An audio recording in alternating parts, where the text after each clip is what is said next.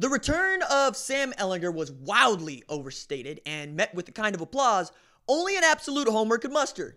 But that's what a damn good Director X music video does for you. Hype Williams, what's up? It got Texas fans irrationally hyped and singing along to the kind of dangers you swore to your dare officer and Nancy Reagan you just say no to. Chest out like you just whipped a bull moose's butt in a fair fight, cruising the strip like you're on 20-inch spinners when we all know those ain't 20s, them 10s. Them twins, homie. They look good, but them 10s. Listener and viewer Kenneth Watson unscrewed the valve stem on the Texas tires they're kicking when he wrote this comment. Look at the quarterbacks in Texas. Look at the running backs from Texas. Look at the talent year in and year out, decade after decade. Then tell me Texas hasn't been falling for decades. But following a 38-10 victory against a top 15 Utah team, I get it. Longhorn fans feel almost as good about their return to, well, the return of this team as they did after beating Georgia in the Sugar Bowl in 2018. The applause should be for Sam Cosmi, though, who announced his return too. It means Texas will boast the most talented left tackle in the league. But it's clear Ehlinger was thinking about the NFL, even if he said he wasn't. Of his decision to return to the 40 acres, he said, quote, I didn't really even think about it. I wasn't considering that at all. So I just feel extremely blessed. That's even a question that's being talked about.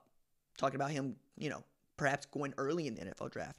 But is that why you submitted paperwork to the College Football Advisory Committee to get a grade back from the NFL where you slot?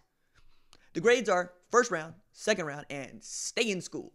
Take a moment and think about which grade Hard G got. Now, wonder why his return was ever in doubt. Then, giggle at UT head coach Tom Herman. As he said, he believes Sam is one of the best quarterbacks he's ever coached. Again, he said, quote, I'll say it as many times as I need to. He sees the game as good as any player I've ever coached, having coached some really good quarterbacks in my day. That's certainly no slight on them. It's a testimony to him and his intelligence, his toughness. That's going to go a long way at the next level, end quote. Nah, bruh. When the quarterbacks you've had success with include two dudes who were forced to play wide receiver on a 53-man roster, one that was an emergency. Well, yes, one that was an emergency signing to the Steelers in case Doug friggin' Hodges gets hurt, and one who won you the national title game, but got cut by the Chargers and is looking to get back in the league via the XFL. Do you really expect us to trust your word on NFL quarterback evaluations, Tom Herman? And remember, Herman isn't the guy who recruited Shane Buechele, but he is the guy who had him before Sonny Dykes and Rhett Lashley did. All Buechele did was lead SMU to its best season in 35 years and double-digit wins as Texas celebrated successfully defending the Alamo to go a mediocre 8-5. It's true that Hard G was magnificent against Utah. He hit 12 of 18 passes for 201 yards and rushed for 73 yards with 4 total touchdowns. He was the offensive MVP. The most complete game that Texas had played all year was the game against Utah, but that's what happens when your head coach doesn't put you through a 15-practice death camp in August. And it's true that Hard G recorded the second best passing season in Texas history this year, but the mark he hit was 3,663 yards. For perspective, that mark would be good enough for 12th best at Oklahoma. But that's what Mike Yurcich has been brought in to raise the bar on.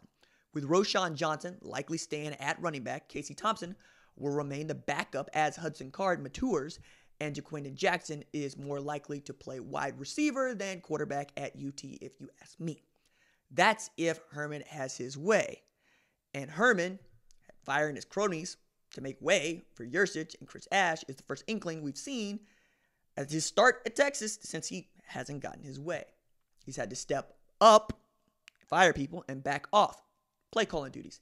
He's searching for ways to get the most moneyed program in the country into the conversation with LSU, Clemson, Ohio State, and Alabama. But first, he's got to catch Oklahoma. Which brings us back to Ehlinger and the I'm back video. This was a quality and quality produced video built around a player and a program's brand jointly, which is the same thing OU has been doing since the dawn of the Lincoln Riley era. Again, it bears repeating. OU is chasing a national title, but Texas is chasing Oklahoma. I'm looking forward to the day that Texas overachieves and gets back into a national championship conversation. But first, you got to get out of your own way, and you got to try to beat Oklahoma, who's got 5 back-to-back Big 12 championships. Can you win the league before you start talking about being back? Can you do more than win the Alamo Bowl before we release a video that says, I'm back, when we never really thought you were leaving? Can you do a little bit more to show that you could be the first quarterback that Tom Herman has coached to get drafted in the first round and then have a nice quarterbacking career in the NFL? I don't think so, but that's just me, even as I enjoy Sam Ehlinger. And I hope that he has a prolific season in 2020, his final one at the University of Texas, as he goes and makes an assault on Colt McCoy's all-purpose offensive record. That said, you're going to need some help defensively. You're going to need Bijan Robinson to come through along with Roschon Johnson, Daniel Young to stay healthy. You're going to need Jake Smith to break out, and you're going to need those huge wide receivers you got in Brendan Eagles and Malcolm Epps to step up. You have all the tools, Texas, but you've had all the tools for over a decade too. All right, that's it for me. Doses.